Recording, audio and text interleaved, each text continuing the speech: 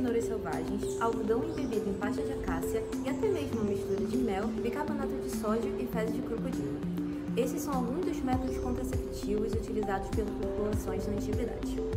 Mas no século XX, essa história mudou. Com o desenvolvimento do DIU em 1920 e da pílula anticoncepcional em 1960 por Gregory Pincus, os avanços da endocrinologia reprodutiva e da fisiologia permitiram tratar problemas do ciclo menstrual. No Brasil, a pílula anticoncepcional foi aprovada em 1962, apenas 2 anos após sua aprovação nos Estados Unidos. Os anticoncepcionais orais são compostos de hormônios sintéticos, utilizados de forma isolada ou combinada, com o objetivo principal de inibir a concepção. Na maioria dos casos, as mulheres buscam os anticoncepcionais com base em indicações de familiares ou amigos, o que pode ser um grande risco para a saúde.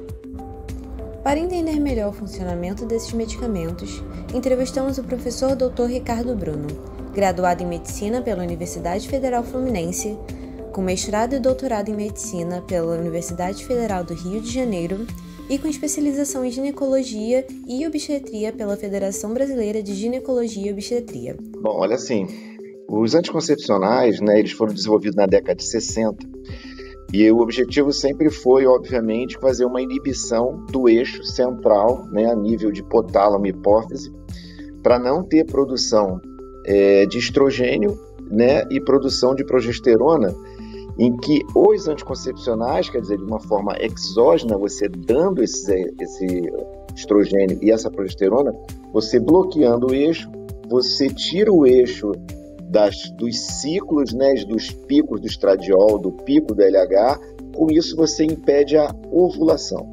Então, os anticoncepcionais, na verdade, eles são de ação central, as pílulas, elas são anovulatórias. Então, o objetivo é ser anovulatório.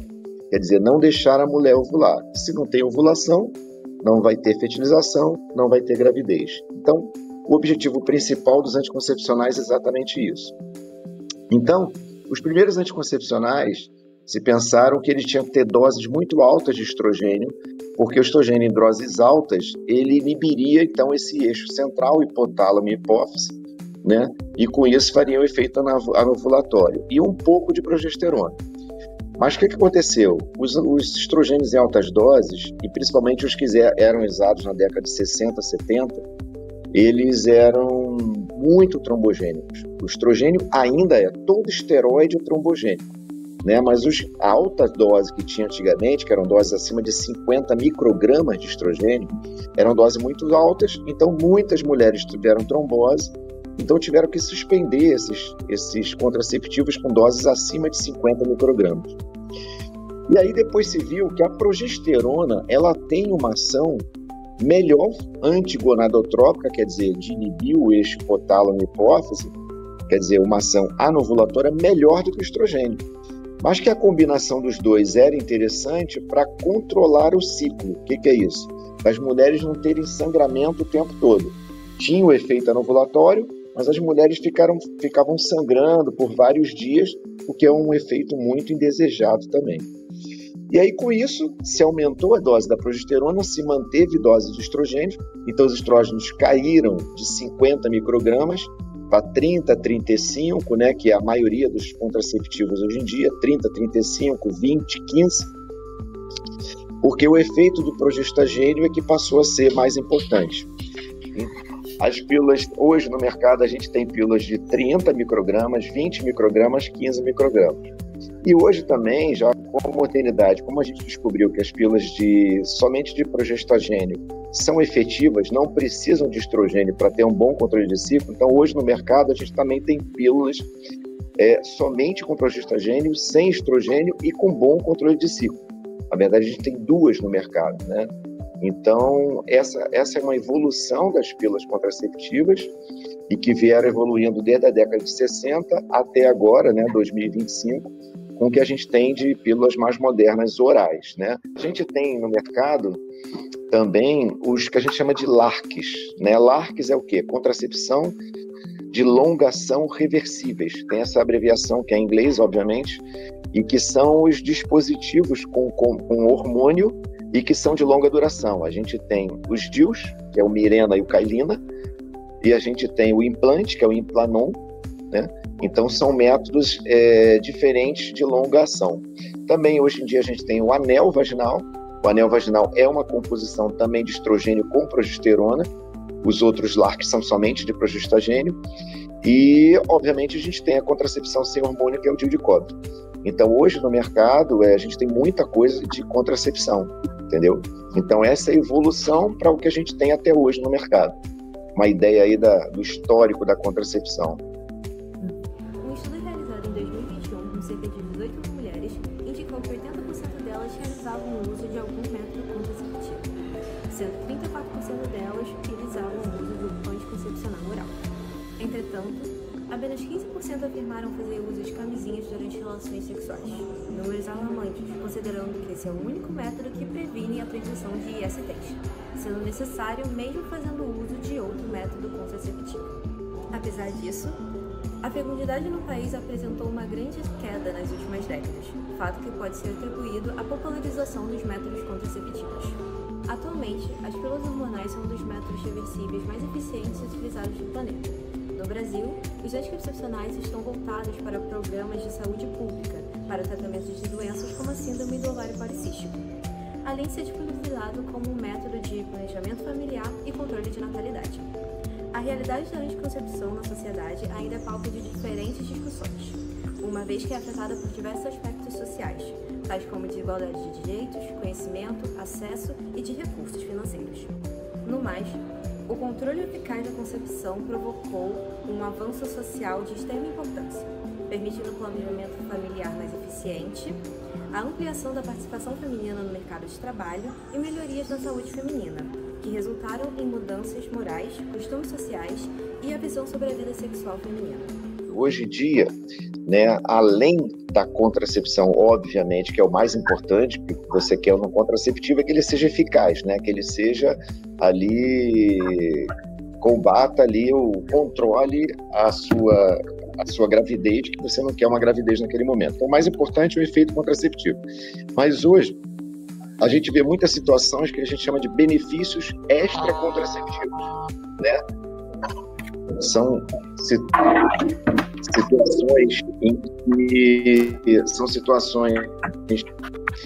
em que, além da contracepção, esses contraceptivos podem trazer. Ou eu já falei aqui que o mais importante, que é o controle de ciclo, né? Então, mulheres que têm um ciclo desregulado, um ciclo que ela tem escapes, né, que são sangramentos no meio do ciclo, além da menstruação, ou que sangram muito durante a menstruação, ou que tenham muita dor. Quem sangra muito acaba tendo muita dor, muita cólica menstrual, que a gente chama isso de ginecologia de dismenorreia, que é cólica menstrual. Então, ele é um produto que serve para isso também. Além da contracepção, ele controla o ciclo, diminui o volume de sangramento e, com isso, consequentemente, diminui a dor também dessas pacientes de cólicas. Inclusive, esses de longa ação, ou uma pílula que pode se usar de uso estendido, quer dizer, sem pausa, para ela não menstruar, é interessante para essas pacientes também, porque elas ficam sem sangrar durante esse período. Sem sangramento, como eu já falei, é uma associação direta sem cólica. Sem sangramento, sem cólica, é uma associação, então é um benefício extracontraceptivo também. Além disso, também a tensão pré-menstrual, também o que a gente chama hoje de disforia pré-menstrual, a TPM, né, a clássica TPM, é interessante também o uso dos contraceptivos, que a TPM ela é multifatorial, mas um dos principais fatores seria essa oscilação hormonal. Então, essa oscilação hormonal leva essas mulheres, naquele período pré-menstruação, a terem sintomas desagradáveis, às vezes com depressão, melancolia, ansiedade, cólicas menstruais, e aí letargia, dinamia. Então, são mulheres que às vezes não conseguem nem estudar, nem trabalhar nesse período pré-menstrual, porque sempre ficam desconfortáveis por alteração de humor, melancolia, choram, depressivas. Então, a pílula também serve para isso. Hoje, como a gente tem pílulas também que têm ação antimineralocorticoide ou até antiandrogênica, antimineralocorticoide, o que é isso? É uma ação em que visa diminuir a retenção de sódio e água. Com isso, você tem menos edema, que é uma associação feita às pílulas. As pílulas, ela tem a situação de que ela pode reter, né, um pouco mais água, as pessoas ficam mais edemaciadas, aquelas pernas um pouco mais inchadas, às vezes até um pouco do abdômen também fica um pouco mais inchado. Então, essas pílulas que são antimineralocorticoides, ela tem uma ação adversa, como se fosse uma ação diurética, mas não chega a ser um diurético, em que não retém esse sódio e água, e por isso não retém água, diminui isso. Uma outra associação também para as que são antiandrogênicas. Também muitas mulheres têm muito acne, muito pele oleosa, cabelo oleoso, né? Acne, as espinhas. Então, essas pílulas que têm uma ação antiandrogênica também favorecem nessa situação. Até as pílulas combinadas, que têm estrogênio, elas estão muito boas para isso também. Elas diminuem para essas pacientes essa ação do acne. Então, são vários benefícios extracontraceptivos. E, além disso, já vou colocar uma outra coisa, que é um tabu. Eu estou até com uma publicação no meu Instagram falando um pouco sobre isso, sobre o peso e o uso de pílula contraceptiva, né? Que isso é um grande tabu, é um grande mito, né? Isso é fake, em que as pílulas engordam, né? É um clássico das pacientes. Tomei pílula, engordei, tomei pílula, engordei, tomei pílula, engordei. Não tem absolutamente nada a ver, tá? As pílulas, o que elas podem fazer é uma retenção de água, né? Como eu falei, elas ficarem demasiadas, e isso pode ter uma variação de peso, mas é uma variação muito pequena, né? Ela chega a 1 quilo em 1 ano de utilização de pílula, então é muito pequeno. As mudanças sociais, consequências dos avanços preventivos, provocaram alterações no comportamento feminino, com mulheres tendendo a começar a vida sexual mais cedo, o que leva ao uso prolongado de anticoncepcionais orais. Assim, se fazendo necessário entender quais são os possíveis efeitos a um longo prazo, sendo eles positivos ou negativos, tanto para uma questão de conhecimento, tanto para que o profissional possa indicar corretamente o paciente que busque o método. O maior risco que a gente tem com as pílulas contraceptivas é o tromboembolismo. O tromboembolismo é um dos riscos maiores associados às pílulas. E são associados às pílulas combinadas. O que são pílulas combinadas? A que tem estrogênio e progestagênio, como eu expliquei antes. Então, todas as pílulas que têm estrogênio e progestagênio na sua composição, elas possuem um risco maior de tromboembolismo. Maior do que eu digo, maior do que em relação à população normal que não utiliza contraceptivo hormonal. Então, é um risco aumentado. As pílulas somente de progestagênio, ou os LARCs, né, aqueles que eu falei que o implante ou o DIU hormonal, os DIUs hormonais, que tem 2 no Brasil, eles não causam risco tromboembólico. Mas anel vaginal, adesivo, que eu também esqueci de falar, o adesivo também tem no Brasil, o adesivo, né? Então, adesivo, anel vaginal ou as pílulas combinadas, elas possuem um risco aumentado de tromboembolismo, que é o risco mais indesejado e assim o mais perigoso que se possa ter para o uso das contraceptivos. As pílulas só de progestagênio e esses métodos que só tem progestagênio, seja implante ou seja os DIUs, eles não têm o risco tromboembólico. Então, é o maior risco que se possa ter. Se tentou associar um risco para câncer de mama, mas não foi esclarecido isso bem, não teve trabalhos significativos mostrando essa relação do uso de pílula com o câncer, o aumento do risco de câncer de mama, então não tem relação. E ao contrário, as pílulas protegem o câncer de ovário, né? Elas protegem bem o câncer de ovário. Então é bem interessante para o câncer de ovário na proteção, mas é um câncer de menor incidência. Então, o maior risco associado às pílulas está relacionado ao tromboembolismo. Esse tromboembolismo pode ser um tromboembolismo de membros inferiores, de uma perna, pode ser um de pulmonar, que é um risco maior, ou até um acidente vascular cerebral. Então, pessoas que tenham risco aumentado para tromboembolismo por doenças associadas, tipo pacientes que sejam hipertensa, pacientes que já tenham tido um fator, um infarto, um AVC, né? Paciente que tem enxaqueca com aura, que é uma associação direta de risco para acidente vascular cerebral também. Essas pessoas não podem usar contraceptivos que contenham estrogênio. É uma contraindicação absoluta, né?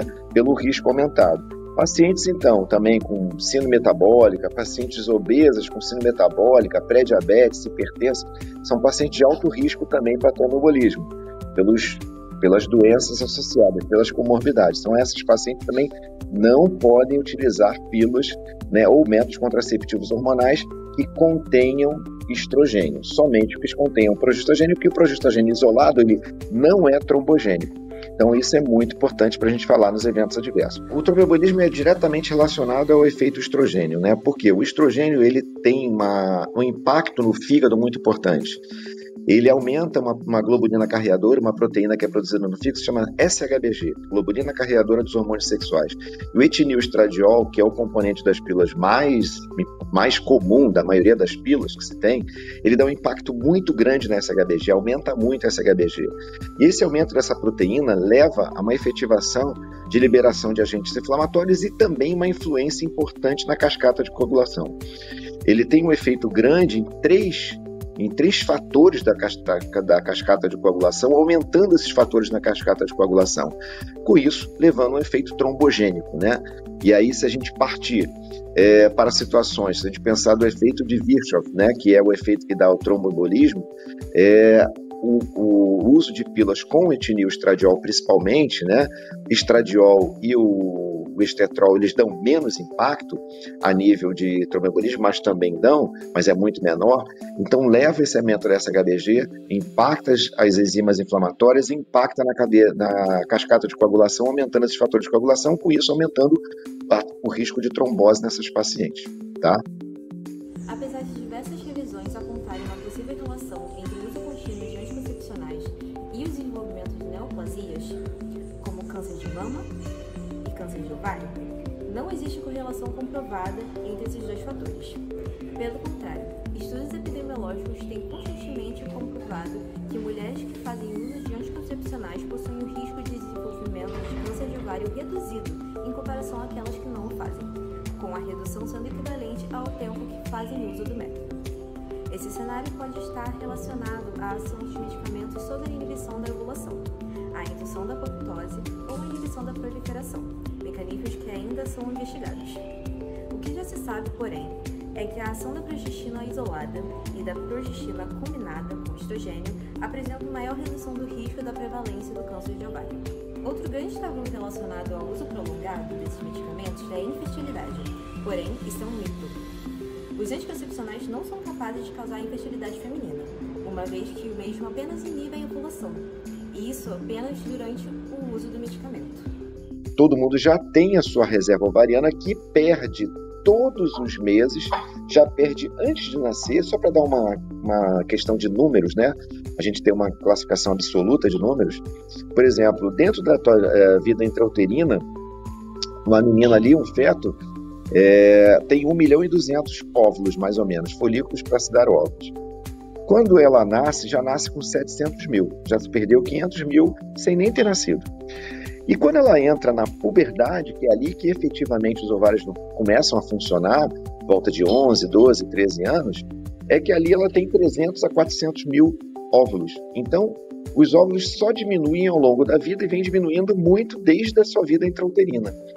Independente, então, do uso de contraceptivos, isso não modifica absolutamente nada. Então, usar contraceptivo não diminui essa reserva ovariana dela. Ela vai perder todos os meses ovulando ou não ovulando com o uso de contraceptivo. Então, os contraceptivos não interferem em nada na reserva ovariana. Agora, o que pode ter de interferência? Existem alguns métodos que a gente até agora no momento aqui a gente não falou, que são os injetáveis, né? Os injetáveis têm mensais e tem o trimestral. Os mensais, eles têm composição de estrogênio e de progesterona. Então, eles estão dentro da mesma situação do que a gente falou aqui das pílulas orais de risco, tromboembólico e tudo mais. Mas existe um trimestral, né, que é distribuído, inclusive, pelo SUS, pela Unidade Básica de Saúde, que é a medroxiprogesterona de depósito. O que acontece? Ela é só progestagênio, mas ela tem algumas consequências diferenciadas dos outros só de progestagênios. Ela tem uma ação central tão forte e impacta, inclusive, o hipotálamo tão fortemente que, às vezes, mesmo você parando de utilizar, como eu falei, ele é trimestral, mesmo você parando de utilizar, você pode ter ainda uma situação anovulatória, de depósito, de efeito secundário. Mesmo ela parou, ela pode ficar aí 6 meses sem ovular, 1 ano sem ovular e, consequentemente, sem menstruar também. Então, é uma consequência que vem, né, advém do uso dessa medroxiprogesterona de depósito, é o único que dá uma interferência de você, mesmo depois de ter parado o contraceptivo, você continuar sem ovular, e aí, obviamente, vai impactar na fertilidade se essa mulher quer ovular. Todos os outros, você parando, você tem ali o retorno à ovulação em 1 mês, 2 meses ou 3 meses você já tem um retorno à ovulação normal. E ele não leva à infertilidade, tá? Analisando estudos científicos e revisões, podemos listar diversos efeitos adversos relacionados ao uso de anticoncepcionais, mas quantos deles possuem comprovação? Como vimos anteriormente, não existe comprovação de relação entre o desenvolvimento de neoplasias e o uso de anticoncepcionais. Isso nos faz questionar: será que existem mais correlações errôneas sobre os efeitos dos anticoncepcionais? Por isso, levantamos o tópico de possíveis efeitos psicoemocionais ao nosso entrevistado. Acabou. Nenhum estudo duplo cego, randomizado, placebo controlado que comprove em que o uso de contraceptivos leve à depressão. Não existe nada disso. O que acontece é que a progesterona, ela tem um efeito que a gente chama de efeito GABAérgico, né, em que ela tem um efeito sedativo, tá? Então ela é um efeito sedativo. Então ela não levaria a alterações de humores para ansiedade, ela poderia levar até situações de sedação. Mas que a gente, na fase do contraceptivo, isso não tem nenhuma abordagem adequada. Muito pelo contrário, tem até alguns trabalhos mostrando em pacientes que têm blues. Blues é uma situação puerperal em que logo após o parto essas mulheres têm algum efeito depressivo, algumas até bem graves, né? Que tem que ser até afastado do feto, dali já nas fetas, agora do recém-nato, né? E elas têm que ser afastadas. E que a progesterona teria um efeito interessante nisso por ela ser sedativa. Mas são estudos pequenos, observacionais, e que não tem uma relevância a nível de evidência A. Tá? Então não tem nenhum trabalho mostrando de nível de evidência A ou B e que evidencie que realmente o uso de contraceptivos poderia levar à depressão, melancolia, depressão menor ou depressão maior. Então não tem nenhuma associação isso não. Pelo contrário, como eu falei, ela é boa para quem tem tensão pré-menstrual, disforia pré-menstrual, que é hoje o conceito mais adequado que a gente fala, e que ela melhora esses efeitos de oscilação hormonais que levam a situações de mulheres que ficam com alteração de humor pré-menstrual. A pílula melhora isso. Aí tem bastante trabalho. Mesmo com os avanços, o acesso à informação, aos métodos e a sexualidade precoce são fatores que dificultam o trabalho de conscientização da população, o que permite o aumento de número de gravidezes indesejadas, transmissão de STs, entre outros fatores que afetam a vida de diversas mulheres. É por esse motivo que a divulgação científica é tão importante, pois mesmo sem acesso, o conhecimento é capaz de fazer grandes mudanças. Além disso, é através da divulgação que não apenas a comunidade científica, mas a população fica ciente dos estudos e inovações que são realizadas em busca de melhorias para a vida da mulher. São duas mais modernas de contracepção que foram lançadas. A pílula somente com drosperinona, né, que foi lançada, então no mercado só tinha uma pílula somente com progestagênio, que era de pílula de desogestrel. Hoje já tem uns 4 anos, 5 anos, foi lançada a pílula somente com drosperinona. A drosperinona ela é um derivado da espirolactona, que é um antidiurético, um anti-mineralocorticoide e um antiandrogênico. Então é uma pílula bem interessante, porque ela só tem drosperinona, não tem o estrogênio, e aí não tem risco tromboembólico, que é exatamente o que a gente estava conversando aqui com o Bernardo. Então ela não tem nenhum risco tromboembólico e é uma pílula só de progestagênio com efeito e controle de ciclo muito boa. É uma pílula que foi lançada aos 4, 5 anos. E foi lançada agora no Brasil, já lançada há uns 3 anos na Europa e lançada no Brasil agora esse ano, uma associação de estetrol. O estetrol é o estrogênio mais moderno, que ele é produzido no fígado fetal. Ele foi lançado no Brasil esse ano. E ele é um estrogênio associado também com a drosperinona, né? Mas aí é uma pílula combinada. Mas o estetrol, como eu falei aqui também antes, ele tem um mínimo impacto no fígado. Então ele tem um impacto muito menor do que quando comparado com o etinilestradiol. Com isso ele tem um muito menor risco tromboembólico. Ainda tem risco tromboembólico, mas é muito menor do que as pílulas comparadas aí com o etinilestradiol, tá? Então são 2 lançamentos que a gente tem de pílula contraceptiva, né, no momento. Em 1996, foi aprovada no Brasil a Lei nº 9.263 para o planejamento familiar, de forma a garantir o acesso a meios educacionais, ações preventivas, a métodos e técnicas que visam a regulação da fecundidade. Atualmente, a Atenção Primária à Saúde oferece acesso a diferentes métodos contraceptivos, à população e informações ao casal para que possam escolher aquele que melhor se enquadra em seu estilo de vida.